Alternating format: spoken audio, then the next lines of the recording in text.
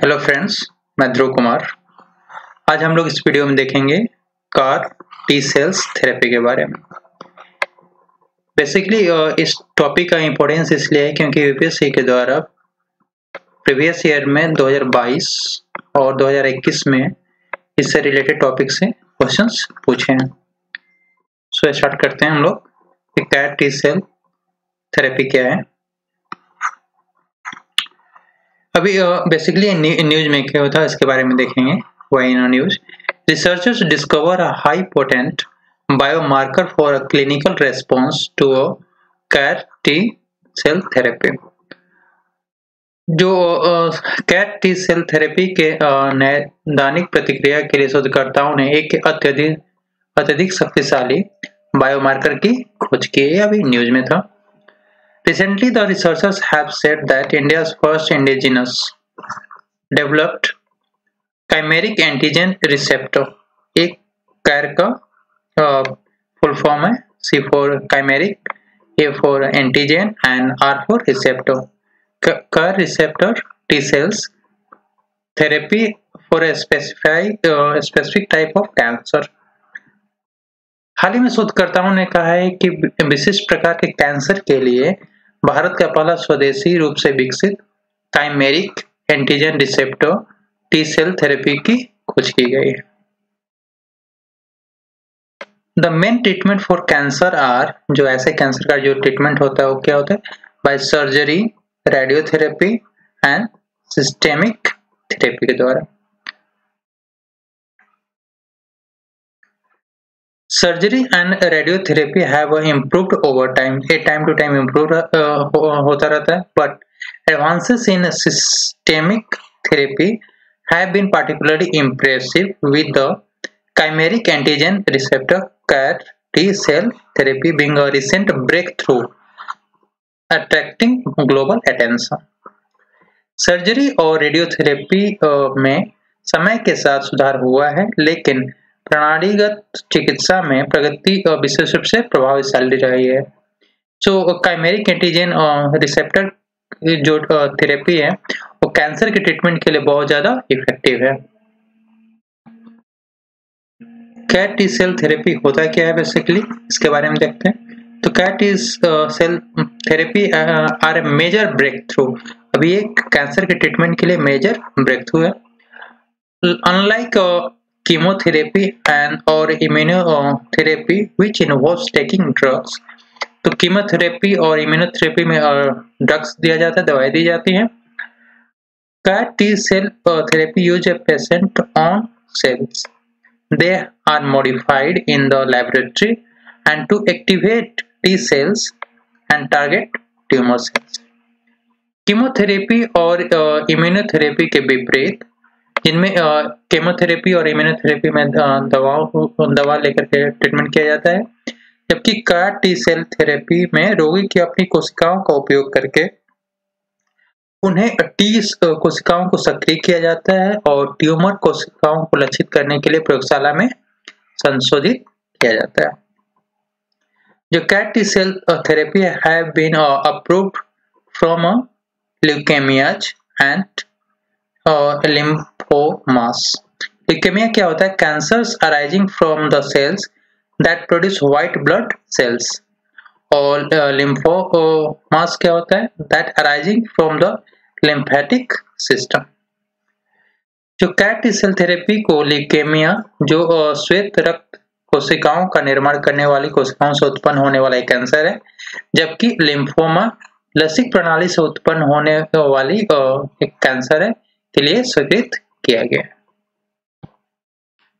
बात करें कि टी सेल्स क्या होता है, तो T cells is also known as T lymphocyte, या इसको एक तरह का व्हाइट ब्लड सेल्स है that's play a central role in the immune response. T कोशिकाएं, जिन्हें टी लिम्फोसाइट्स के रूप में जाना जाता है, एक प्रकार के श्वेत रक्त कोशिकाएं जो प्रतिरक्षा प्रतिक्रिया में महत्वपूर्ण भूमिका निभाती हैं, जो हमारे इम्यून सिस्टम को स्ट्रॉन्ग करते हैं। T cells are involved in a cell-mediated immunity which means they help the body recognize and respond to the foreign substance which are such as viruses, bacteria, abnormal cells such as cancer cells. T कोशिकाएं कोशिका मध्यस्थ प्रतिरक्षा में शामिल होते हैं, जिसका अर्थ है कि वे शरीर को बाहरी पदार्थों जैसे वायरस, बैक्टीरिया और असामान्य कोशिकाएं जैसे कि कैंसर कोशिकाओं को पहचानने और प्रतिक्रिया देने में मदद करती है। टी सेल्स दो तरह के होते हैं, एक होता है हेल्पर टी सेल्स, सेकेंड है साइटोटॉक्सिक टी सेल्स। जो हेल्पर टी सेल्स है that help other sales of the immune system, और साइटोटॉक्सिक जो टी सेल्स है विच kills virally infected cells and tumours. T कोशिकाओं के दो प्रमुख प्रकार हैं, एक हेल्पर टी सेल्स है, सेकेंड साइटोटॉक्सिक टी सेल्स है। जैसे कि नाम से पता चलता है कि जो सहायक टी कोशिकाएं हैं प्रतिरक्षा प्रणाली की अन्य कोशिकाओं की मदद करती हैं, जबकि साइटोटॉक्सिक जो टी कोशिकाएं विषाणु से संक्रमित कोशिकाओं और ट्यूमर्स को मारती है। How the CAR T cell therapy work, कैसे थेरेपी काम करता है कैंसर के ट्रीटमेंट के लिए। In CAR T cell therapy the patient's blood is drawn to harvest T cell.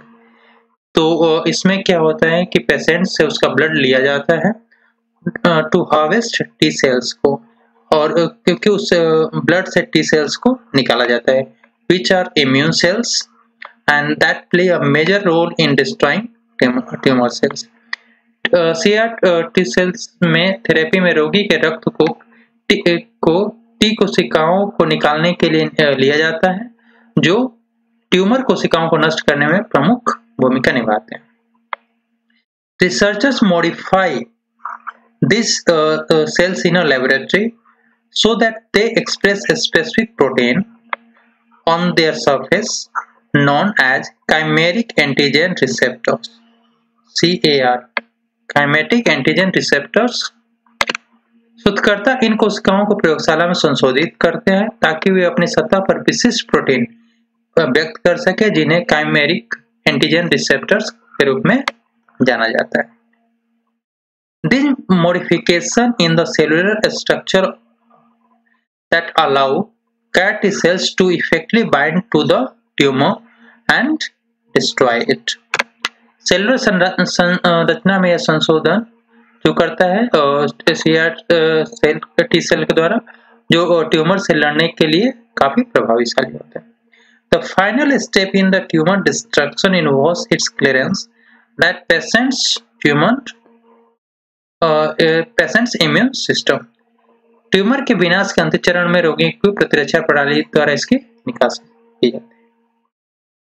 ये देखते हैं कि जो कैर टी सेल्स है वो कैंसर के ट्रीटमेंट के लिए कैसे यूज किया जाता है उसका।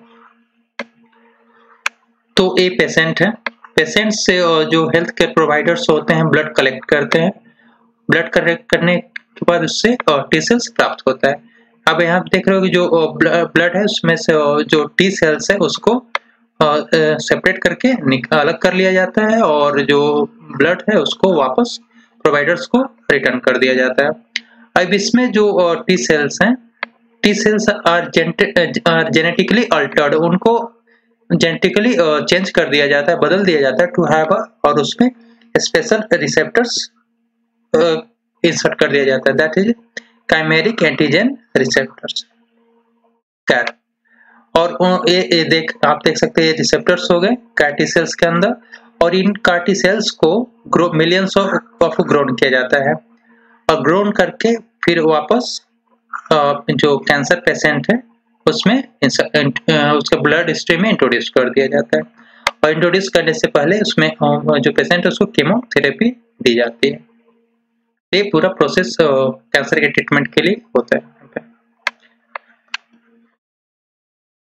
बात करें कि क्या इसका सिग्निफिकेंस है और क्या अफोर्डेबल है या नहीं है, तो सिग्निफिकेंस की बात करें, महत्व की बात करें यहाँ पे, तो CAR T cells therapy are even more specific than targeted agents and directly stimulate the patient's immune system to fight against cancer, that leading to greater clinical efficacy. That's why they are referred as a living drugs. जो T cell therapy जो है और लक्षित एजेंटों की तुलना में कहीं अधिक विशिष्ट है और कैंसर से लड़ने के लिए रोगी की प्रतिरक्षा प्रणाली को सीधा उत्तेजित करती है और इसलिए इसे जीवित दवाएं कहा जाता है। ये सिग्निफिकेंस था। अफोर्डेबिलिटी की बात करें तो इंट्रोडक्शन ऑफ कैट T cell therapy in India can face challenge of cost and value. Critics argue that developing CAR T-cell therapy in India may not be cost effective, that as it will be still be unaffordable for most peoples. Affordability की बात करें, यहाँ सामर्थ्य की बात करें तो भारत में लागत और मूल्यों की काफी चुनौतियां का सामना करना पड़ सकता है और ये सबके लिए लागत प्रभावी नहीं होंगे। चैलेंजेस क्या क्या हैं सेल कैर टी सेल थेरेपी के लिए? सो चैलेंजेस की बात करें तो फर्स्ट देखते हैं कि प्रिपरेशन के लिए the difficulty of preparing CAR T cells therapy has been a major hindrance to their wide spread use. The first successful clinical trial was published a decade ago and the first indigenously developed therapy in India was performed in 2021. तो जो CAR T cells therapy तैयार करने के लिए अधिक कठिनाइयां हैं और उनके व्यापक उपयोग के लिए एक बहुत बड़ी बाधा रही है। पहला सफल नैदानिक परीक्षण 1 दशक पहले प्रकाशित किया गया था और भारत में स्वदेशी विकसित चिकित्सा 2021 में प्रदर्शित की गई थी। साइड इफेक्ट्स के बारे में बात करें तो in certain kinds of leukaemias and lymphomas, the efficacy is high as 90%, but in other type of cancers that it be significantly low. तो कुछ दुष्प्रभाव हैं इसके कि कुछ प्रकार की ल्यूकेमिया और लिम्फोमा में जो इसका प्रभावकारिता है वो 90% तक है, लेकिन कुछ अन्य प्रकार के कैंसर में यह काफी कम है। The potential side effects are also significant associated with a cytokine release syndrome, that is a widespread activation of the immune system and collateral damage to the body normal cells, and also for a neurological symptoms, that is a severe confusion, seizure, speech impairment. Cytokine release syndrome जो है प्रतिरक्षा प्रणाली का व्यापक सक्रियण और शरीर की सामान्य कोशिकाओं को जो एक क्षति पहुंचा सकती है और न्यूरोलॉजिकल लक्षण में जैसे कि गंभीर भ्रम, दौरे और स्पीच इम्पेयरमेंट की जैसी कुछ दुष्प्रभाव हो सकते हैं। सो फ्रेंड्स, ये था कैर टी सेल्स के बारे में। कुछ एक्सपेक्टेड क्वेश्चंस हैं जो आपके एग्जाम्स के लिए बहुत ज्यादा इंपॉर्टेंट है अपकमिंग एग्जाम के लिए, तो देखते हैं इसके बारे में। Consider the following statement about CAR T cell therapy. In CAR T-cell therapy, the patient's blood is drawn to harvest T cells, which are immune cells that play a major role in destroying tumor cells. तो statement first है। Statement second क्या है कि researchers modify these cells in a laboratory so that they express specific proteins on their surface known as chimeric antigen receptors या CAR। तो इसमें से पूछा कि करेक्ट आंसर कौन सा है।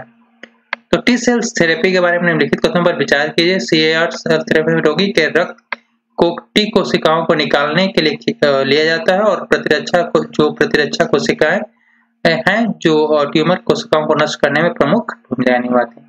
शोधकर्ता इन कोशिकाओं को प्रयोगशाला में संशोधित करते हैं ताकि वो अपनी सतह पर विशिष्ट प्रकार के प्रोटीन व्यक्त कर सके जिन्हें काइमेरिक एंटीजन रिसेप्टर्स कहा जाता है। तो इसमें से सही उत्तर कौन सा है? सो फ्रेंड्स, ये दोनों स्टेटमेंट करेक्ट है, तो आंसर हो जाएगा सी। नेक्स्ट क्वेश्चन देखते हैं कि consider the following statement CAR T cell therapy के बारे में। तो CAR T cell therapy are even more specific than targeted agents and directly stimulate to the patient's immune system to fight a cancer that leading to greater clinical efficacy. The first successful clinical trial was published a decade ago, and the first indigenously developed therapy India was performed in 2021। तो इसमें T cells T cells therapy के बारे में कौन सा कथन सही है देखना हमें। यूजिंग द करेक्ट आंसर, तो कैट टी सेल थेरेपी लक्षित एजेंटों की तुलना में अधिक विशिष्ट है। कैंसर से लड़ने के लिए रोगी की प्रतिरोधक प्रणाली को सीधा उत्तेजित करती है, जिससे अधिक नैदानिक प्रभावकारिता होती है। पहला सफल जो परीक्षण किया गया था 1 दशक पहले प्रकाशित किया गया था, लेकिन भारत में पहला स्वदेशी विकसित किया गया है और 2021 में। तो इसमें से सही उत्तर कौन सा है? सो फ्रेंड्स, दोनों स्टेटमेंट इसके करेक्ट है, तो आंसर हो जाएगा सी। बहुत एक और क्वेश्चन है कि एक्सपेक्टेड क्वेश्चन है, consider the following statement about T cells. T cells के बारे में कौन सा स्टेटमेंट करेक्ट है? The helper T cells help other cells of the immune system, and cytotoxic T cells that kill virally infected cells and tumors। तो इसमें से correct answer कौन सा है? टी सेल्स के बारे में कथनों पर विचार करें। सहायक टी कोशिकाएं प्रतिरक्षा प्रणाली की अन्य कोशिकाओं को मदद करती हैं, और साइटोटॉक्सिक टी कोशिकाएं जो विषाणु से संक्रमित कोशिकाओं को और ट्यूमर्स को मार देती है। इसमें से सही उत्तर कौन सा है? तो ये जो दोनों स्टेटमेंट्स हैं वो करेक्ट है, तो करेक्ट आंसर हो जाएगा सी। बहुत परसेंट। ये कुछ यूपीएससी के द्वारा कुछ क्वेश्चन पूछे गए हैं, तो देखते हैं कि 2022 में कौन सा क्वेश्चन पूछा गया इस टॉपिक से related. Which one of the following statement best describes the role of a B cells and T cells in the human body? निम्नलिखित में से कौन सा कथन मानव शरीर में बी कोशिकाओं और टी कोशिकाओं की भूमिका का सबसे अच्छा वर्णन करती है? सो फ्रेंड्स, क्या है कि they protect the environmental allergens body, they alleviate the body pains and inflammation, they act as a immunosuppressant in the body, and they protect the body from the disease that caused by the pathogens। So friends, इसका correct answer D है। ये रोगजनों के कारण होने वाली बीमारियों से शरीर की रक्षा करते हैं।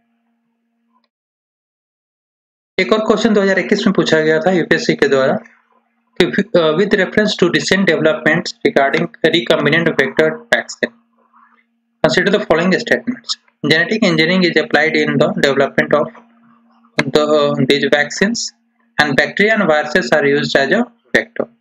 पुनः संयोजक वेक्टर टीके के संबंध में हाल के विकास के संदर्भ में कथनों पर विचार करें।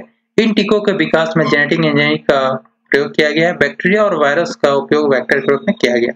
इसमें से कौन सा कथन सही है? सो फ्रेंड्स, इसमें दोनों सेंटेंस का करेक्ट है, आंसर हो जाएगा सी। बहुत first and second. So friends, आप देख सकते हैं कि ये टॉपिक आपके लिए कितना इंपॉर्टेंट है, क्योंकि यूपीएससी के द्वारा बैक टू बैक 2021 और 22 में क्वेश्चन पूछा गया। सो आप इस बात का अंदाजा लगा सकते हैं कि टॉपिक कितना यूजफुल है आपके लिए।